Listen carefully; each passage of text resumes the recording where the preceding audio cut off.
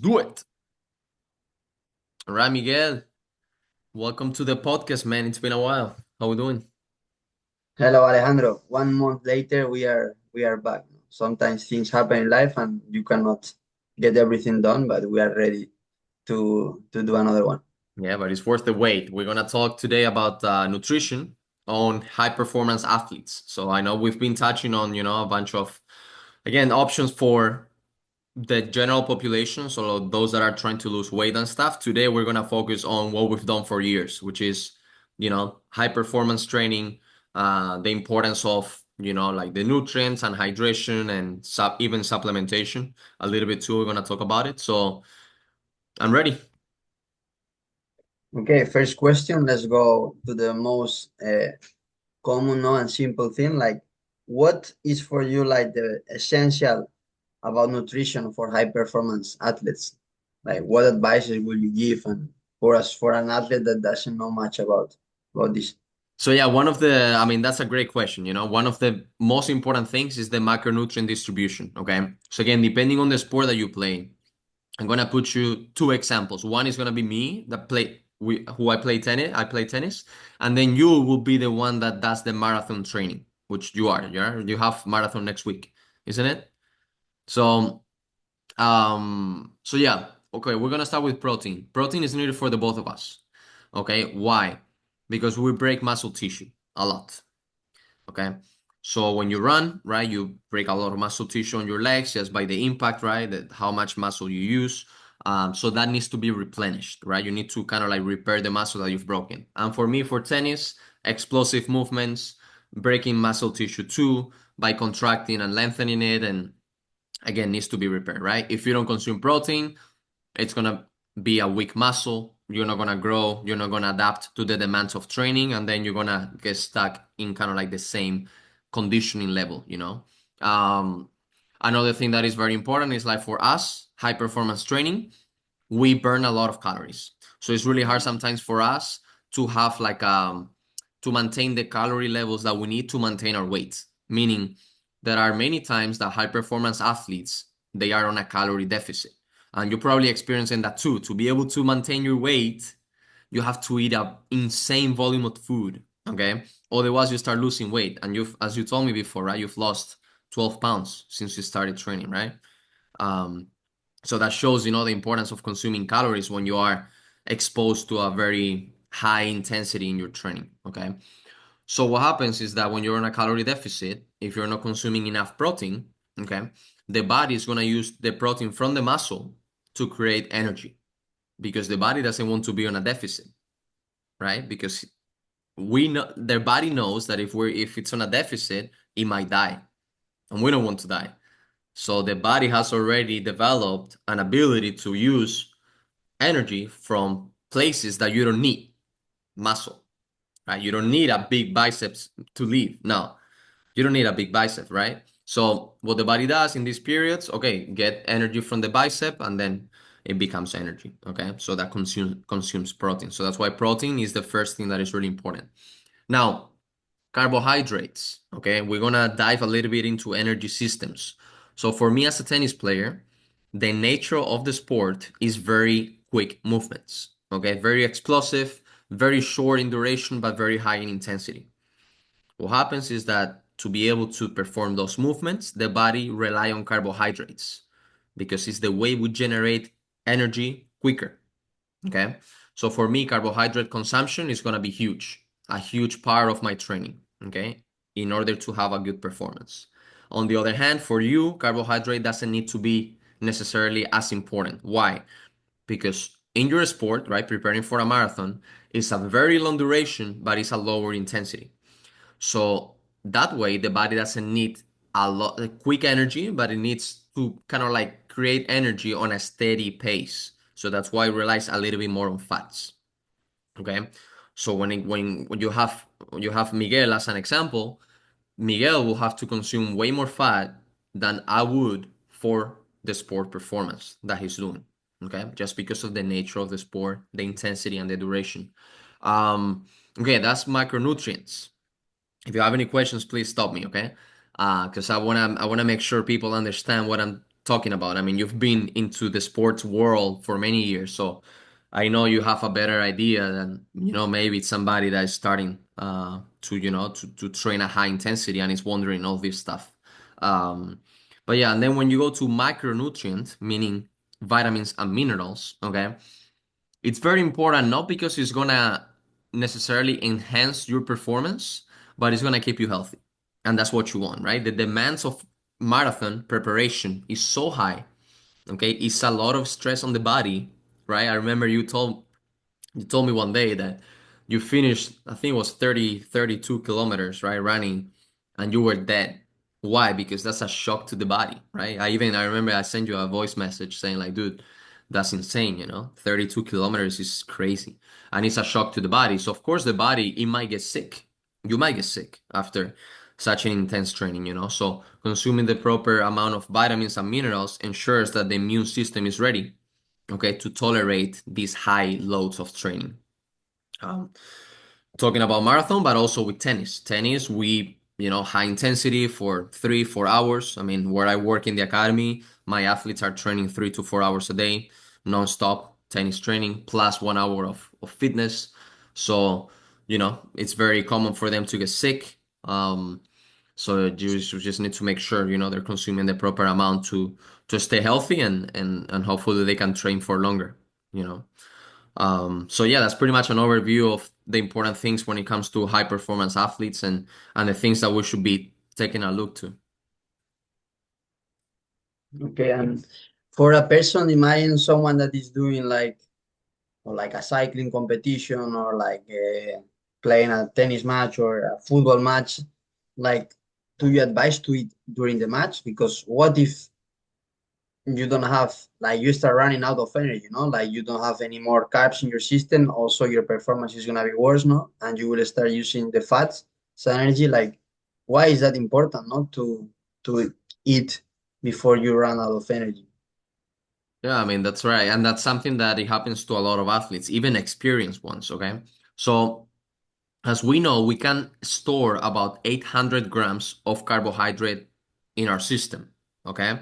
It's about 500 grams in your muscle as glycogen, okay? And then 300 in your liver. What happens is that there are certain times during training that you actually use more than 800 grams of carbohydrates to create energy because, as you said, the demands of training is so high, right? Imagine playing a 3 hour match in tennis. That's like constant energy production, right?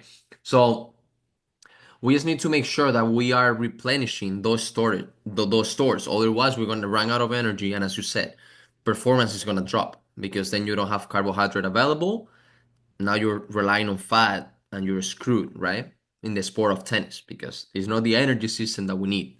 Um, so it's very important, man, that athletes take stuff with them. Can be in the form of fruits. It can be in the form of energy drinks like Gatorades, Powerade, stuff like that. You can make it at home too. You just put some salt, water, add some lemon for taste. Even very important too. I always recommend that what's gonna determine how much you need during the match. It's gonna be given by like also how much do consume right before the match, right? So some people are very, I guess, disciplined when it comes to these meals, and maybe before a tennis match or a marathon, they actually have a really good meal. Okay, very nutritious, and they're able to get a lot of energy stored. Now there are some people that don't pay a lot of attention to that. So when they get to the match, they're already starting with low levels, of carbohydrates. And so they need to pay more attention during the match to be able to not drop that intensity. So again, it depends on what you do right before, but I would recommend no matter what you do, just have some kind of gels too, some kind of carbohydrate even drink. I mean, you have now in the form of powders, you have everything. You have carbohydrates too that you can consume, shake it with water, and you have a easy carbohydrate form that you can use during the match. But yeah, I mean, highly recommended. Yes, and a question like for before the match, no? Like what would you advise to it? Of course, carbs, we're gonna get carbs because we use them as a main source of energy for performing, having a better performance. But me, when I was in college, for example, I used to eat most of the time the same. I ate every time I have a match or I have really good like long training, I eat the same, and my body was used to it, you know. And then I remember that one time the day before I went to a Mexican place, you know, and like it was healthy, you know, like you can get healthy food, but my body was not used to eat this kind of food, and Yeah. it was a little bit spicy, not a lot. And I remember the next day when I was playing, like I felt heavy, you know, I need to go to the bathroom, and I was not as light moving, you know, and I didn't feel the same confidence, you know, and this affect me mentally as well. It's not only like physically, mentally, I was like, oof, I don't have the same energy. I didn't eat the same. I'm feeling a bit worried, and then it gets a bit worse. So what is your advice about this? Yeah, I mean, when it comes to before, right, I always say the same things. It's like avoid high fat meals and high fiber. Okay, these are the two things that I think are most important. Why? Because they take a long time to digest, like fats, they take a long time to digest. So it can be, you can feel really heavy during your match if you ate fat in the previous meal. And then fiber also, it gets sometimes the digestive system, it gets a little bit like you can get bloated, it can just cause some kind of upset in the stomach. Okay, some people tolerate fiber better than others, but mainly it's an issue with how well you're gonna digest those products, right? You want something that it can be digested quickly, that is not gonna be in the digestive system for too long, and that goes straight to the muscles to be used for training or your match, right? So always avoid those at high quantities, okay? And load it up with carbohydrates mainly, and some protein too. Okay, some protein again for the same reason of not relying on muscle to create energy and break the muscle tissue and create energy. But eating that protein is going to ensure that there is some protein around to either be used as energy instead of getting it from the muscle, right? Or if you don't need it because you don't get to that level, then it can just go to the muscle that is going to be broken down during training. So again, really, really important that you avoid those two specifically. Um, but yeah, again, what's important, I think, even more, is the base of your diet. So when you are preparing for the marathon, right, you want to make sure that you are consistently eating, like a nutrients, like let's say fats, on a consistent basis to be able to have that available when you're training or when you're gonna do the marathon, right? If you don't do things correctly, the last meal right before the training or the marathon is not gonna do anything to you. You see what I mean? You can make a quick fix for a few minutes, but it's not gonna determine how well you're gonna perform. So I think the message here is very important that people pay big attention to their nutrition if they want to perform at high level. Interesting, interesting. And what about after the match? Once or after your performance or after a really like high day of training, no? Because you say like to try to eat less amount of fats before. Also during the match, you don't advise to eat fat, no? Because for example, the other day I'm also tennis coach and I was traveling with one of my players and she bought peanuts, you know, and I was like, "What is this for?" You know, and she told me, I'm gonna use it for the match," you know, and I was like, "No, no, no, no, no, not good advice." You know? And she was like, "Why not? No, this is healthy, has protein as well." And yes, but the fats, you know, it's very important. If you have a lot of fats, you feel longer full, and your performance, you're gonna feel like heavy moving, and also like you are more likely to have stomach ache, you know. Like so, I told her, you know, like no, no, no, not for now. But after the match, once you already finish the whole day of training, what should a person eat more, you know? Because we didn't eat many fats during the day, no?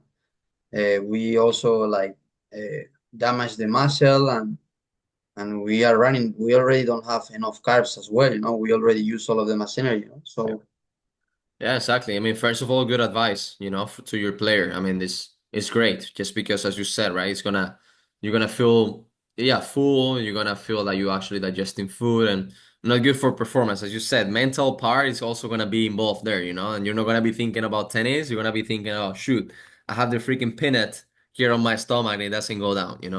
So that's great. And then, as you said, right, dinner, you're gonna go straight to sleep right after, right? So it's your chance to consume the fat. right, is your chance to consume the fiber. It's also your chance to replenish with carbohydrates. Because as you said, after the match, you're probably gonna be running out of storage. So if you're playing the next day again, you better replenish what you've used, right? So you want to have those carbohydrate storage as high as possible, okay? And it's also your chance to keep consuming protein. So I would say dinner, if you train during the afternoon, right, a high performance, I would say dinner is pretty much your main meal to make sure you're consuming the things that you need, okay? So again, add some fat to it, of course, because we need fat for hormonal health, for our cells, for our brain. Um, Keep consuming your protein just for muscle tissue repair. Consume more carbs.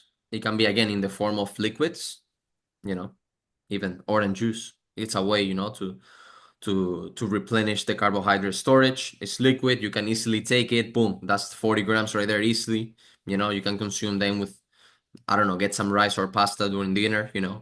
For the fat option, you can put some cheese on top. You can eat an avocado as well. You get you some good fats. You can put olive oil too. You can cook with that or put it on top of the pasta as a dressing. Um, your chance to eat fiber, you can add beans or chickpeas. You can add some vegetables, some fruits as dessert too with the skin. So that's a way also to consume your fiber. Um, and yeah, man, that's what I would recommend. Just make sure you're consuming all the nutrients. And again, as you said, depending on the sport that you have, right? So for you, I'll probably add more cheese than I would for myself, right? So you play with the distribution again of the macros. So for you, maybe you don't need a huge plate of pasta, right? And you need maybe a little bit more cheese. And for me, it's the opposite. I need a bigger plate of pasta, and maybe I don't need as much cheese, right? So you play around with that. No, and important something that you say no about the oranges, for example, or liquid. Me, when I do like a lot of training and I'm not hungry. Sometimes I'm not hungry because I did so much effort and my stomach is closed. I don't want to eat. So what I do those times is like as soon as I get home, I have a recovery shake and I drink that with milk and I get the nutrients that I need in that moment. And then after maybe after 1 hour and a half, two, when I'm hungry, because I think that if you start eating, you're really tired. Like first, you're not gonna enjoy it, and second, you might even feel even worse and throw up or something. So I think yeah, it's important to be careful and in those moments, if you don't really feel like eating, drink. Get calories like try of course healthy if you can, but get those calories by however it's easier for you. Yeah.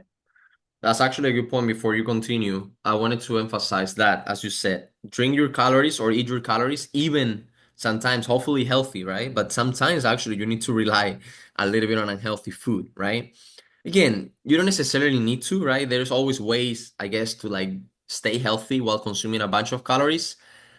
But as you said, you're gonna get so full, because you need to eat so much volume of food to be able to reach those calories. So it's funny because sedentary people have kind of like they're supposed to avoid what high performance athletes are supposed to do. So let's say for a sedentary individual, eating a freaking muffin or a brownie, that doesn't make any sense, because it's mainly for pleasure, right? For a high performance athlete, it can be a tool to be like, okay, this is my easy way to get 300 calories that I need just to maintain my weight and reach my calories, right? So it's actually a tool for us, right? It's like unhealthy food that for sedentary people, like we try to avoid it completely, because there is actually no need for it. But for us, it's a different story. So again, as you said, rely on liquid calories, but sometimes if you need to eat a chocolate bar, go ahead and do. I prefer you staying at your maintenance calories by eating a chocolate bar that provides 250 calories than being on a deficit of 250 calories. You see what I mean? When you're training at that level. Yeah. Yeah, and as long as you don't get like the full snack of chocolate before the match. But me these days, like I've been going to run, I work out in the morning as well, and then I eat like some chocolate before I go, and not a lot, but just to get sugars and to get a bit of calories in something that I like, and I'm performing amazing, because it's also a mental thing. I enjoy it. I know it's not gonna make me feel bad because it's only a bit. and I like it. And for example, what Alejandro said, if I finish sometimes I have finished the running at 9 p.m. Or when I was like playing tennis, sometimes you finish matches at 9. The next day you have to play at 9 again as well. There is no time to maybe cook or to be hungry to eat all these things. And sometimes I eat like a lot of milk. I drink like half-liter milk. I eat like orange juice, then some chocolate, and I eat a lot of peanuts.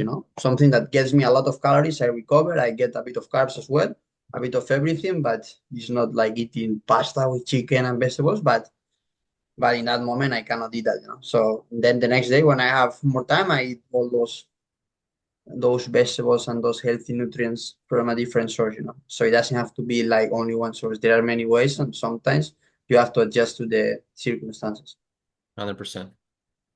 100%. Yeah. Vale. And what do you think about supplements?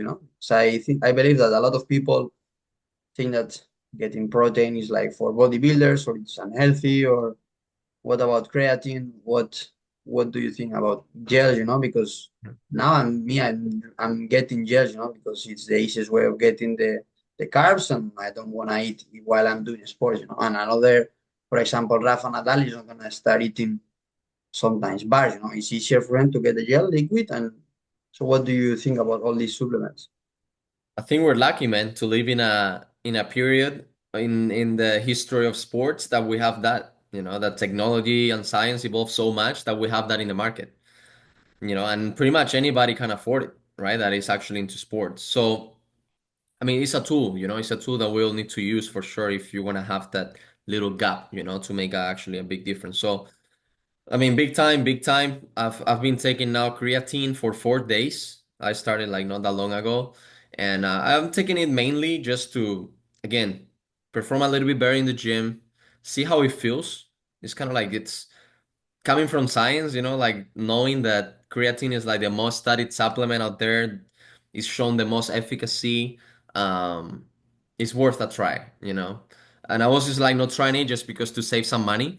But honestly, it's not that expensive. It's like $20 for like 50 days. You have a scoop for 50 days, so it's not bad at all. And I wanted to see, yeah, how far I can go with that if I feel any difference during training.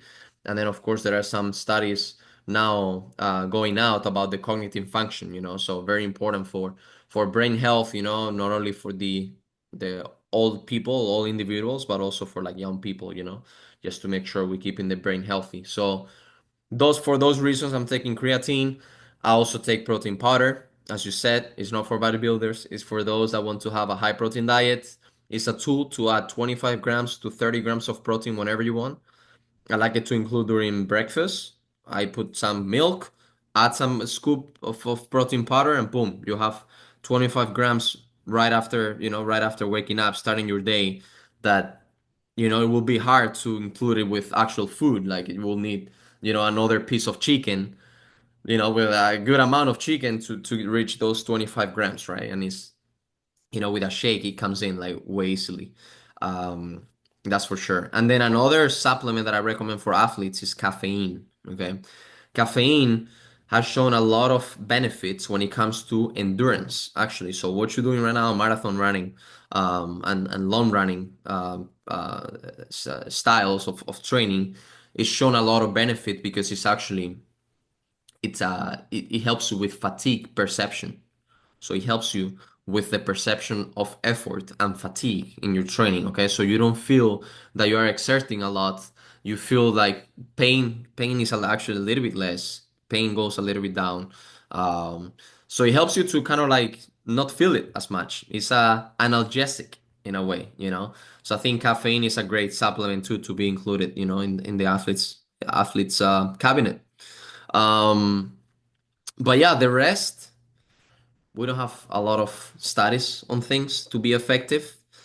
And those are my top three, and the three that science has proven that there are actually benefits to them. And those are the ones that I would recommend to my athletes.